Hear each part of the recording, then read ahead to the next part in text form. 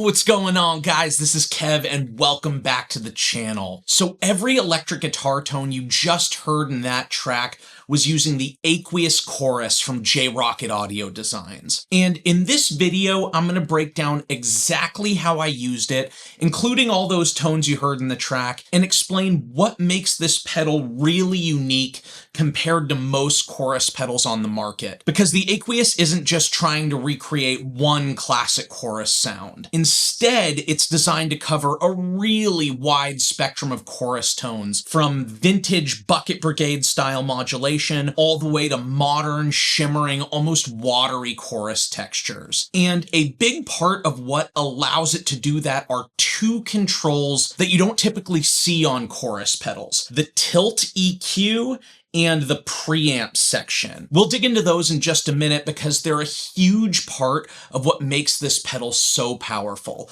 But first, let's take a quick look at the pedal itself. Before we dive into the Aqueous, a quick bit of housekeeping. If you're a guitarist, musician, or you just love nerding out on gear, subscribe to the channel below and ring the bell so you're notified the next time I drop a video. It helps support the channel, keeps me doing what I'm doing, and I really appreciate it. Thanks so much, guys. So this is the Aqueous Chorus from Rockett Audio Designs. And like their other pedals, it's hand-built in California. And the first thing that stands out is just how solid this pedal feels. The enclosure is really rugged, the knobs feel great, and overall, it's very clearly built to survive being on a gigging pedal board. And what I really like about the design philosophy here is that the pedal isn't meant to be a clone of some classic chorus circuit. A lot of chorus pedals out there try to replicate something very specific, like a CE style chorus or a small clone style circuit, but the Aqueous is built with the idea that chorus tones have evolved over time. So instead of locking you into one particular flavor of modulation, this pedal is designed to let you move between 70s chorus thickness,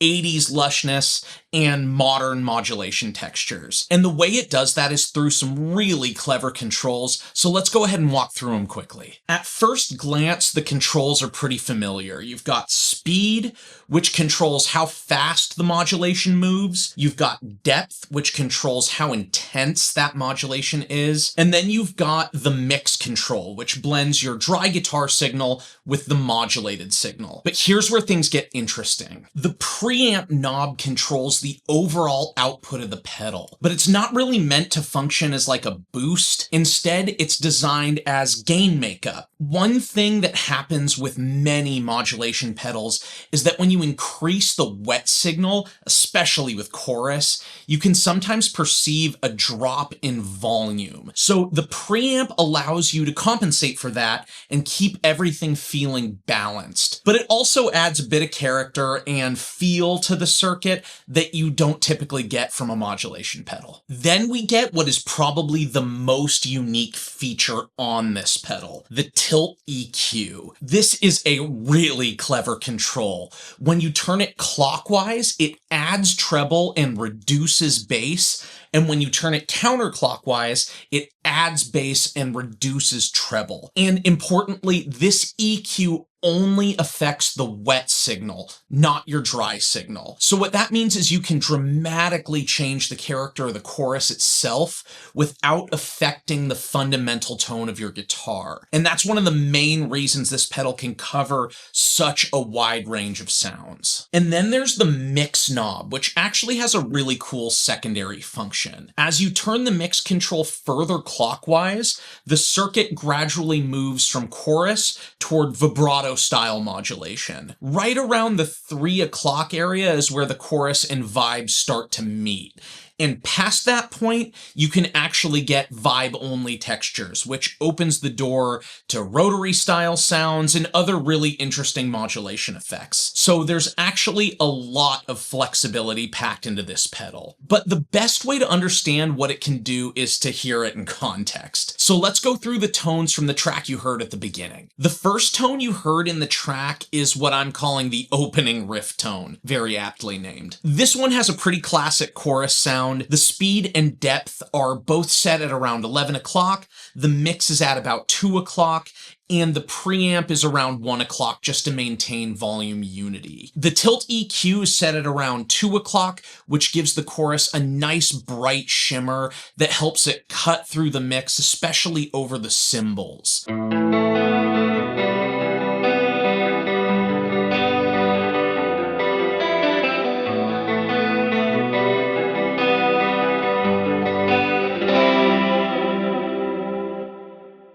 Now here's the cool part. If I keep everything exactly the same, but I pull the tilt EQ back to around 9 o'clock, listen to how much darker the chorus becomes.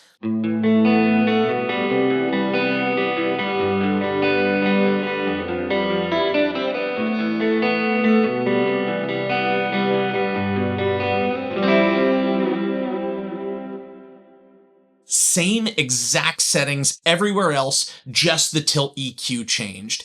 And it completely changes the personality of the modulation, and that's really the magic of this control. The next tone uses the aqueous to create an almost rotary style effect. For this one, the speed is up to around 2 o'clock, the depth is set at around 10 o'clock, and the mix is around 1 o'clock. The tilt EQ is damn near maxed out, which gives the modulation a really bright, swirling character.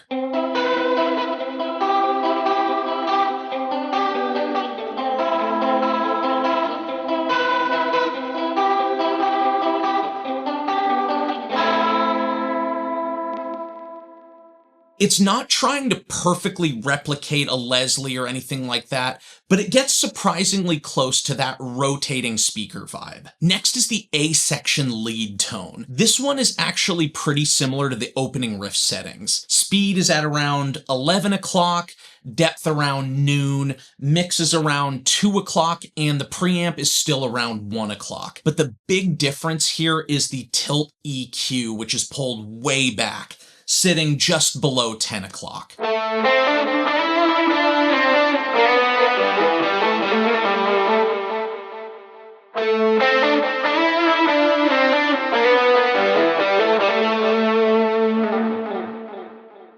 That darker modulation sits really nicely behind the overdriven amp sound. It adds some movement to the lead line without becoming distracting. Next up is the B section rhythm tone, and this is a great example of using chorus really subtly. The depth is only at around 9 o'clock, the speed is around 10 o'clock, and the mix is around 1 o'clock. Tilt EQ is pulled back to around 9 o'clock, which keeps the modulation tucked further behind the fundamental guitar tone in the mix.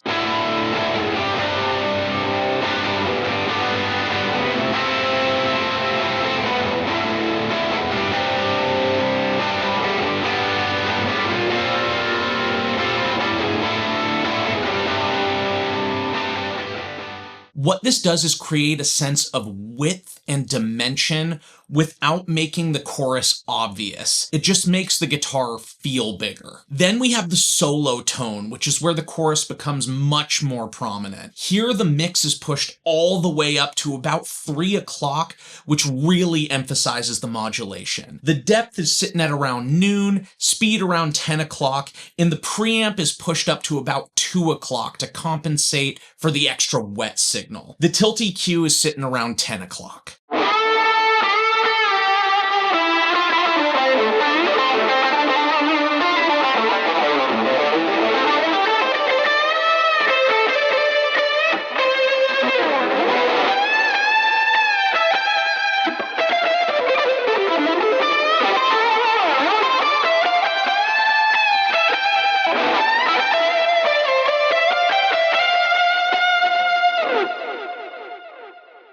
This creates that really lush 80s style lead tone where the chorus sits right behind the fundamental note and adds a lot of atmosphere. And lastly, I actually used the aqueous on the bass guitar in the track as well. The settings here are pretty subtle. Speed around 10 o'clock, depth around 10 o'clock, mix around 1 o'clock, tilt EQ pulled back to around 9 o'clock, and the preamp sitting around 1 o'clock.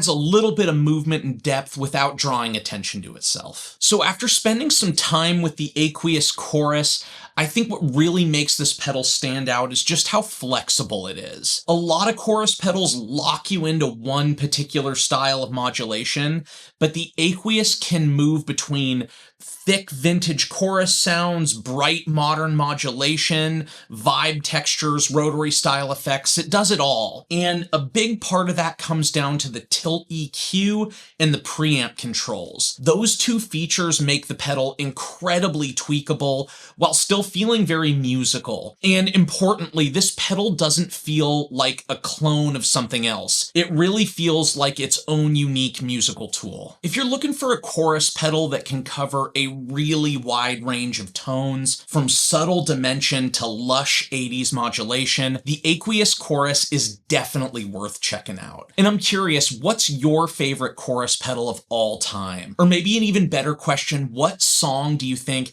has the best chorus guitar tone ever recorded? Let me know the answer to both questions down in the comments. I'd love to hear your guys' picks. And if you enjoyed the video, make sure to like and subscribe below. Thanks so much for hanging, guys, and I'll see you on the next one.